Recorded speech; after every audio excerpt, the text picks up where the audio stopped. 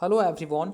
तो चलिए हम लोग थर्ड सेमेस्टर को स्टार्ट करते हैं और थर्ड सेमेस्टर में जो हम लोग फर्स्ट सब्जेक्ट आज डिस्कस करेंगे वो है farm machinery and power. It's very interesting subject, काफ़ी अच्छा लगेगा पढ़ के आपको। और इसके बारे में थोड़ा सा आपको इंट्रोडक्शन दे दूं।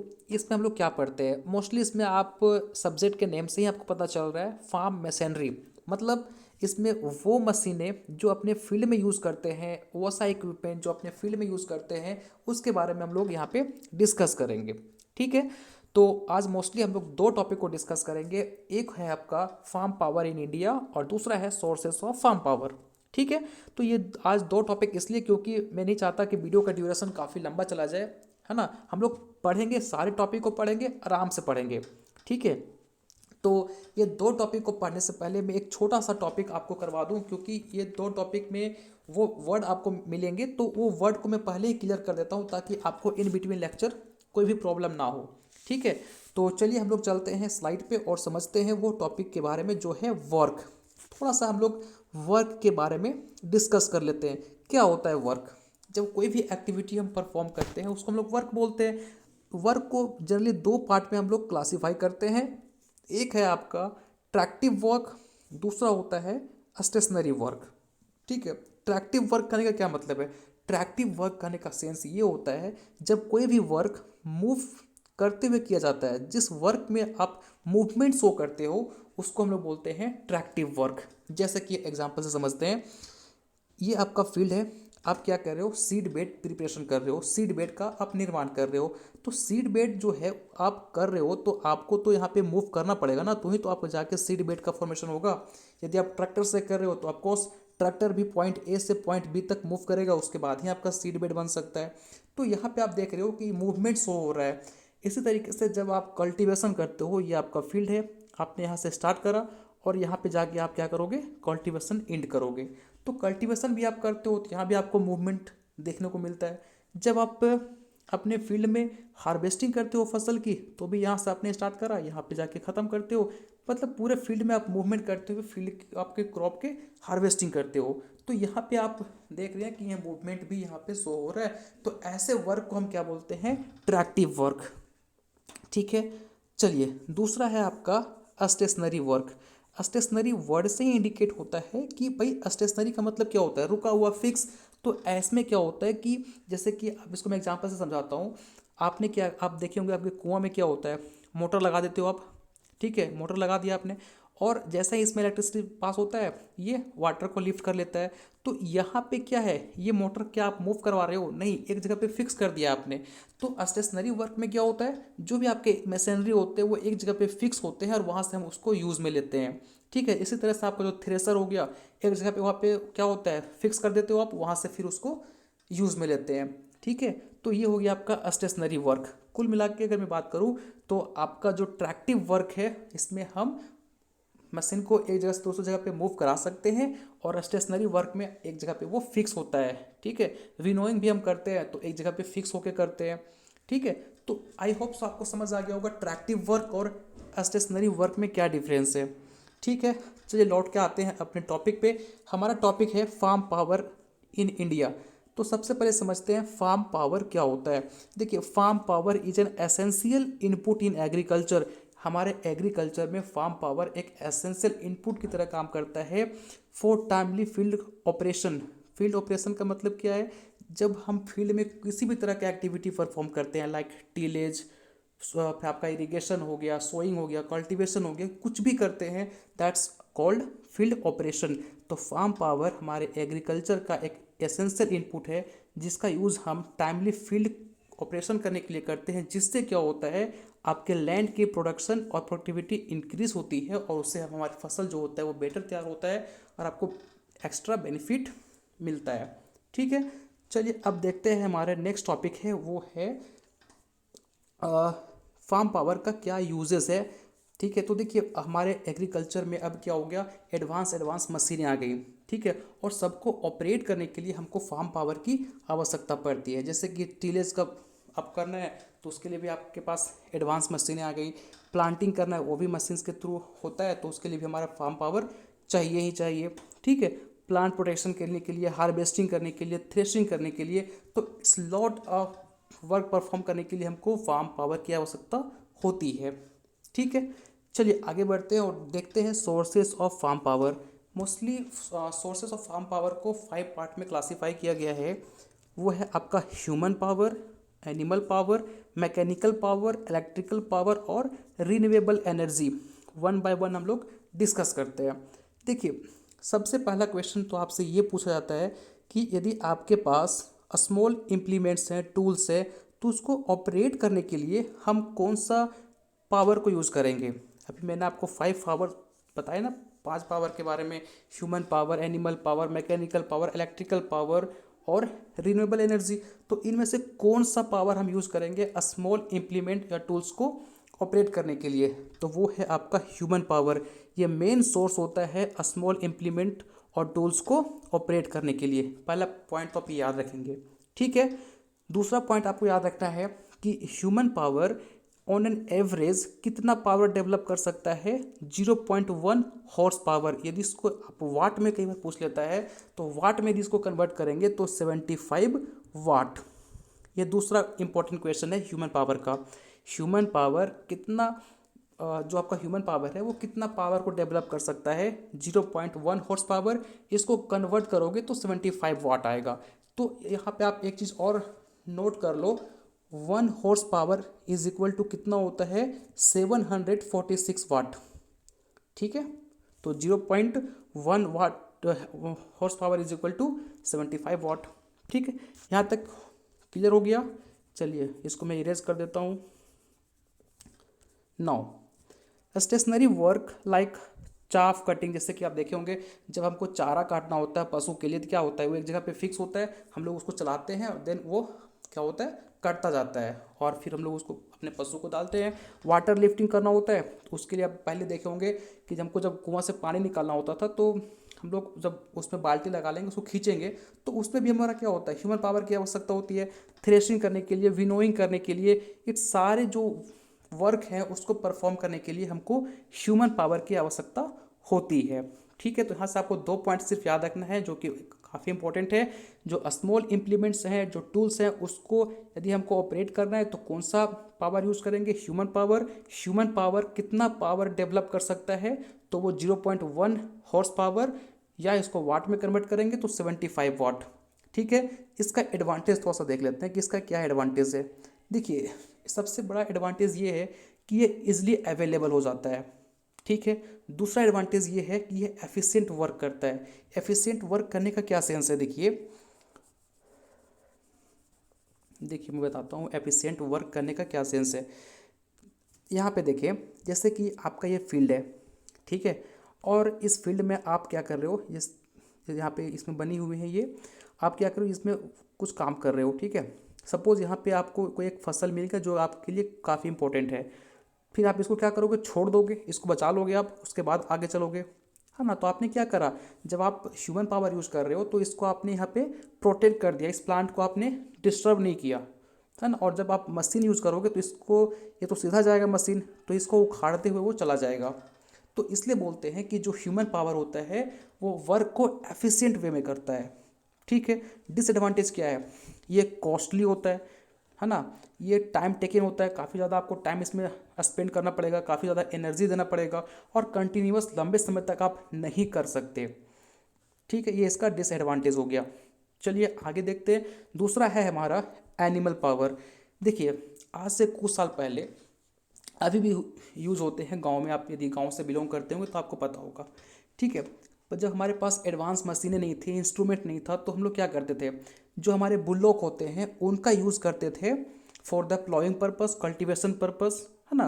आप यहाँ पे देख रहे होंगे फोटोग्राफ में, यहाँ पे दिखाया पड़ा है आपको, जब हम अपने लैंड को प्लॉइंग करते थे तो भी हम बुल्लोक का यूज़ करते थे। क्यों, क्योंकि हमारे पास जो इक्विपमेंट है, मशीनरी है, वो नहीं थे। ठीक है, जब हमको वाटर इरिगेशन के लिए यूज़ करना होता था तो भी हम इसी का यूज़ करते थे, जैसे यहाँ पे दिखाई पड़ रहा है। यहाँ पे देखिए गोल सा लगा हुआ होता था, इसमें हम लोग क्या करते थे, अपने बुल्लोक को बांध देते थे, ये बुल्लोक अपने गोल गोल घूमता था, देन यहाँ से वाटर वो निकलता था। तो यहाँ भी हम लोग यूज़ करते थे बुल्लोक का। तो अब यहाँ पे सबसे इम्पोर्टेंट सेंस ये है, लिखा हुआ बाद में पढ़िएगा, यहाँ पे देखिए, दो, जैसे मान के चले ये 2 बुलोक है, यहाँ पे बीच में आपने हल लगा दिया। तो सबसे पहला क्वेश्चन तो ये पूछ लिया जाता है कि 2 बुलोक मिल के कितनी पावर जनरेट कर सकते हैं। तो 2 बुलोक मिल के कितने पावर जनरेट करेंगे, 1 HP, ठीक है, 1 हॉर्स पावर। और यदि आपसे पूछ दे कि केवल एक बुलोक है वो कितना पावर जनरेट कर सकता है, तो जस्ट इसका आधा, 0.5 HP। समझ आ रहा है। जब 2 बुलोक थे, पेयर्स में थे, तो वो लोग मिल के कितना पावर उन्होंने जनरेट करा, 1 हॉर्स पावर। और जब एक है तो वो 0.5 हॉर्स पावर डेवलप करेगा। ठीक है, क्लियर हो गया। तो ये आपको ये डेटा याद रखना है, इसको भूलना मत, ये पूछ लेता है। बुलोक और employed for all type form work in all session. देखिए बुलोक जो होता है वो हर एक सीजन में यूज़ कर सकते हो आप किसी भी काम को परफॉर्म करने के लिए। बिसाइड बुलोक, बुलोक को छोड़ के और भी एनिमल ऐसे हैं जिसका यूज़ हम करते हैं, जैसे कि आपका कैमल हो गया, बफेलो हो गया, हॉर्स हो गया, डोंकी हो गया, म्यूल्स हो गया, एलिफेंट्स हो गया। ठीक है। The average force a draft animal can exert nearly 1/10 of its body weight. क्या मतलब है इसका, देखिए एक एनिमल जो होता है ना, वो अपने बॉडी के एक पार्ट वो क्या कर सकता है, ड्राफ्ट कर सकता है, मतलब वो चीज़ों को खींच सकता है। ठीक है, अपने बॉडी के एक पार्ट वो क्या कर सकता है, किसी भी ऑब्जेक्ट को खींचने में वो यूटिलाइज कर सकता है। ठीक है, यहाँ तक समझ आया। नौ, थर्ड है आपका मैकेनिकल पावर। देखिए मैकेनिकल पावर में मोस्टली 3 चीज़ें के बारे में हम डिस्कस करेंगे। सबसे पहला ऑयल इंजन, दूसरा है ट्रैक्टर और तीसरा है पावर टिलर्स। देखिए ऑयल इंजन की बात करें तो 2 तरह के इंजन होते हैं, एक होता है पेट्रोल इंजन और एक होता है डीजल इंजन। अब आपसे पहला क्वेश्चन ये पूछता है कि भाई बताओ पेट्रोल इंजन ज़्यादा एफिशिएंट होता है या फिर डीजल इंजन, दोनों में एफिशिएंसी ज़्यादा किसकी होती है। तो कई लोग सोचते हैं यार कि जितने भी व्हीकल्स होते हैं उसमें मोस्टली हम पेट्रोल यूज़ करते हैं, तो ऑफकोर्स पेट्रोल इंजन का जो एफिशिएंसी वो ज़्यादा होगा, बट ऐसा नहीं है, ये गलत है। आप कई बार देखे होंगे जितने भी बड़े बड़े गाड़ियाँ होती हैं जिसको मोस्टली हम सामान को धोने के लिए करते हैं, तो वो उसमें क्या होता है, डीजल यूज़ होता है। क्यों, क्योंकि इसकी एफिशिएंसी सबसे ज़्यादा होती है। तो हम बात करते हैं, देखो जो आपका पेट्रोल इंजन होता है ना, इसका जो एफिशिएंसी है पेट्रोल इंजन का वो होता है, आप यहाँ पे देख रहे हैं पेट्रोल इंजन का होता है 25 to 32%। ठीक है, ये पेट्रोल इंजन का है। और जो आपका डीजल इंजन है वो 32 to 38%। तो आप यहाँ पे देख रहे हो कि जो आपका डीजल इंजन का एफिशिएंसी है वो ऑफकोर्स काफ़ी ज़्यादा है as compare to petrol engine. ठीक है, समझ आ रहा है। चलिए नौ हम लोग आगे बढ़ते हैं इसको इरेज करते हुए। देखिए internal combustion engine is a good device for converting liquid fuel to useful work like mechanical power. जैसे देखिए आपको जो ट्रैक्टर होता है ना, उसमें हम आईसी इंजन जो लगा होता है वो क्या करता है, जब आपने उसमें डाला ऑयल डालते हो, फ्यूल डालते हो, तो ये क्या करता है उसको वर्क में कन्वर्ट कर देता है, आप उससे कोई वर्क करने लगते हो और उसी वर्क को हम क्या बोलते हैं, मैकेनिकल वर्क। ठीक है, तो अब देखिए ट्रैक्टर, तो ट्रैक्टर से सबसे पहला तो आप याद रखिए कि यहाँ से एक बेसिक सा क्वेश्चन पूछता है कि जो आपका एग्रीकल्चर ट्रैक्टर है वो कितना पावर को डेवलप करता है।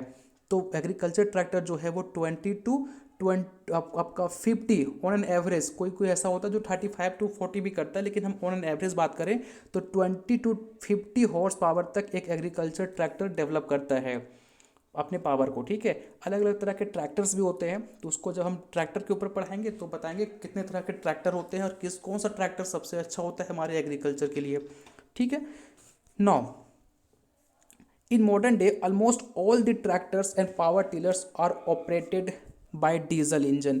ऑफकोर्स क्योंकि इसकी जो डीजल होती है उसकी वर्क एफिशिएंसी काफ़ी ज़्यादा होती है, इसलिए जितने भी ट्रैक्टर्स होते हैं, टिलर्स होते हैं जिसका यूज़ हम एग्रीकल्चर फील्ड में करते हैं, उसमें क्या होता है, डीजल ही यूज़ होता है। Diesel engine are used in for operating irrigation pump, flour mills, oil gins, cotton gins, chaff cutter, sugar crusher हो गया आपका, थ्रेसर, विनोवर्स, इस सब में क्या होता है, डीजल इंजन यूज़ होता है। सब बेसिक सब चीज़ें, इसमें कोई रटना नहीं है, बेसिक कॉन्सेप्ट है ये। नौ यहाँ पे आप देख रहे हैं ये 2 स्ट्रोक इंजन है, ये आपका 4 स्ट्रोक इंजन है, ये आपका थ्रेसर है। अब आप मुझे बताएंगे थ्रेसर किस में आता है, स्टेशनरी वर्क में आता है या ट्रैक्टिव वर्क में आता है। बिल्कुल सही, ये क्या है, स्टेशनरी वर्क में आता है। यहाँ पे आपको दिखाई पड़ रहा होगा अलग अलग टाइप के ट्रैक्टर हैं, ठीक है। तो डोंट गेट कंफ्यूज, ये सब हम पढ़ेंगे नेक्स्ट टॉपिक में, ये हमारा इंट्रोडक्शन लेक्चर है। नौ, आपका अगला है इलेक्ट्रिकल पावर। इसमें क्या होता है, सपोज आप क्या किए, या आपका मोटर है, आपने मोटर को लगा दिया, ठीक है, अपने कुआं में। फिर क्या करते हो, इसमें जैसे ही इलेक्ट्रिसिटी पास होता है देन ये वाटर को लिफ्ट करके आपको देता है। तो ये क्या कर रहा है, इलेक्ट्रिसिटी को यूज़ करते हुए आपको ये आपका प्रोडक्ट बना के दे रहा है। तो हम क्या बोल सकते हैं कि इलेक्ट्रिसिटी जो पावर जो है, इलेक्ट्रिकल पावर जो है, वो इलेक्ट्रिसिटी को यूज़ करता है और प्रोसेस करता है ना आपके वर्क को। जैसे कि इलेक्ट्रिकल पावर जो है वो मोस्टली जो आपका इलेक्ट्रिकल मोटर में यूज़ होता है ना। ये क्यों, ये क्योंकि ये क्लीन होता है, क्वेस्ट होता है और स्मूथ रनिंग करता है। बिल्कुल ये स्मूथ रनिंग आपको करके देता है। It's maintenance and operation need less attention and care. आप जरा सोचो कि आप यदि कुआं में मोटर लगा देते हो तो क्या आप उसको देखने जाते हो क्या, नहीं, उसमें हमको बिल्कुल ही कम अटेंशन देने की ज़रूरत पड़ती है, कम हमको केयर करना होता है। Electrical power used for water pumping, dairy industry, cold storage, farm product processing, food industry और अलग अलग कामों में हम क्या करते हैं, इलेक्ट्रिकल पावर को यूज़ करते हैं, ठीक है। चलिए आगे बढ़ते हैं। नौ, रिन्यूएबल एनर्जी। देखिए दो तरह की एनर्जी होती हैं, एक होता है रिन्यूएबल एनर्जी, एक होता है non renewable energy. Renewable energy का मतलब ऐसा एनर्जी जो कि हमारे पास अनलिमिटेड है, कभी ख़त्म ही नहीं हो सकता, जैसा कि सन हो गया, विंड हो गया, बायोमास हो गया। तो अब साइंटिस्टों ने सोचा कि क्यों ना हम रिन्यूएबल एनर्जी का यूज़ करते हुए कुछ ऐसा डिवाइस बनाएं जिससे हम इलेक्ट्रिसिटी जनरेट कर सकते हैं और उससे फिर हम अलग अलग फंक्शन को परफॉर्म कर सकते हैं, ठीक है। तो आप इसके बारे में अभी कुछ दिन पहले एक सरकार ने सब्सिडी आपको देखिए पैनल, सोलर पैनल जो है इस पर गवर्नमेंट ने सब्सिडी भी प्रोवाइड कर रहा था, जिसका यूज़ हम क्या करते हैं, इसमें आपको ये देखिए पैनल लगा होता है और इससे मोटर कनेक्ट होता है, ठीक है। जैसा ही सनलाइट इस पर पड़ेगा, आप मोटर ऑन करेंगे तो यहाँ से क्या होता है, वाटर फेंकता है। तो हमने क्या करा, यहाँ पे जो हमारा रिन्यूएबल एनर्जी है उसका यूज़ करते हुए हम इलेक्ट्रिसिटी जनरेट कर रहे हैं, जिसका हम अलग अलग तरीके से अपना यूज़ करते हैं। इसी तरीके से विंड है ना, विंड मिल देखा होगा आपने। विंड मिल क्या करता है, वो हवा का यूज़ करते हुए इलेक्ट्रिसिटी जनरेट करता है। तो आपसे यहाँ पे एक क्वेश्चन पूछता है कि विंड मिल जो होते हैं वो कितना पावर को जनरेट कर सकता है, तो 0.5 HP जो है वो पावर को जनरेट कर सकता है, कौन, विंड मिल, ठीक। नाउ इसको मैं इरेज कर दे रहा हूँ, ठीक है। Biomass energy, wind energy and solar energy are also used in agriculture and domestic purpose. देखिए बायोमास एनर्जी हो गया, विंड एनर्जी हो गया, सोलर एनर्जी हो गया, इसका यूज़ हम एग्रीकल्चर में करते ही हैं, साथ में अपने घरेलू काम के लिए भी करते हैं सूटेबल डिवाइस को कनेक्ट करके। Now renewable energy can used for lightning, cooking, water heating, space heating, water distillation, food processing, water pumping and electricity generation के लिए भी हम लोग इसका यूज़ करते हैं। ये इन एग्जॉस्टेबल होता है, मतलब कभी भी ये ख़त्म नहीं होता है। यहाँ पे फिगर में दिखाई पड़ रहा होगा आपको, एक ग्रिड है जिसको कनेक्ट कर दिया गया है सोलर एनर्जी से और यहाँ से वो इलेक्ट्रिसिटी को जनरेट कर रहा है, ठीक है।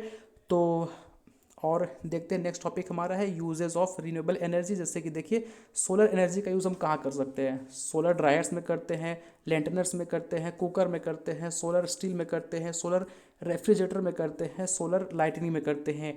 विंड एनर्जी का यूज़ हम लोग कहाँ करते हैं, वाटर पंपिंग में करते हैं, इलेक्ट्रिसिटी जनरेशन के लिए करते हैं। बायोमास एनर्जी का जैसे कि गैसीफर होता है वो क्या करता है, गैस को प्रोड्यूस करता है। इसी तरह से पायरोलिसिस जो होता है वो लिक्विड फ्यूल को प्रोड्यूस करता है और बायोगैस को भी करता है। टाइडल एनर्जी जो है वो इलेक्ट्रिसिटी जनरेशन में हेल्प करता है। जियोथर्मल एनर्जी जो है वो हीट एंड इलेक्ट्रिसिटी प्रोडक्शन में यूज़ करता है, ठीक है।